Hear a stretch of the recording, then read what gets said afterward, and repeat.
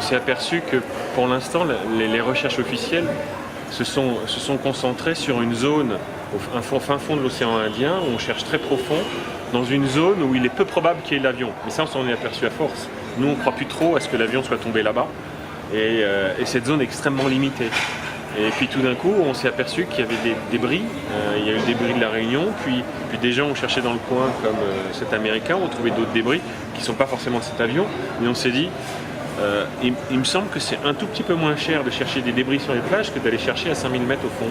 Donc on s'est dit pourquoi l'enquête officielle ne cherche pas les débris, et on leur a demandé plusieurs fois, ils ne l'ont pas fait. Donc on a dit bon, allons-y. En fait, c'est une analyse qui a été faite par un océanographe australien et qui nous a dit en fonction de la zone probable de crash, il a fait des études de courant et de dérive.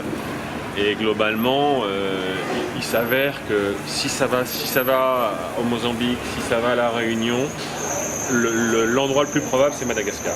Le seul officiel, c'est la Réunion. Après, il y a eu des débris qui ont été trouvés au Mozambique, en Afrique du Sud et à l'île Maurice, où on nous dit c'est fort probable qu'il soit de l'avion, mais on ne peut pas le prouver à 100%. Et puis il y a eu encore d'autres débris qui n'ont pas encore été analysés.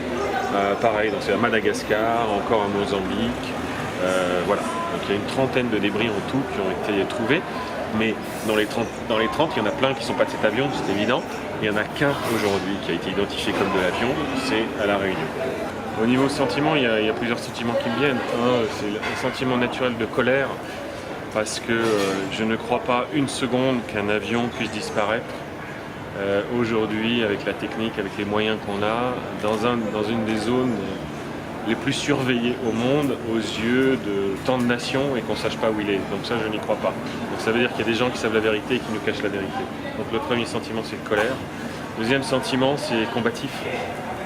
Puisqu'on ne veut pas nous le dire, je suis persuadé qu'il y a des tas de gens qui ont un petit bout de la vérité, et quelque part c'est ce qu'on est venu faire ici, c'est de dire il y a des petits bouts de vérité un peu partout, on va aller les chercher, puisque vous ne voulez pas nous les donner, on va aller les chercher et on va arriver à quelque chose à force.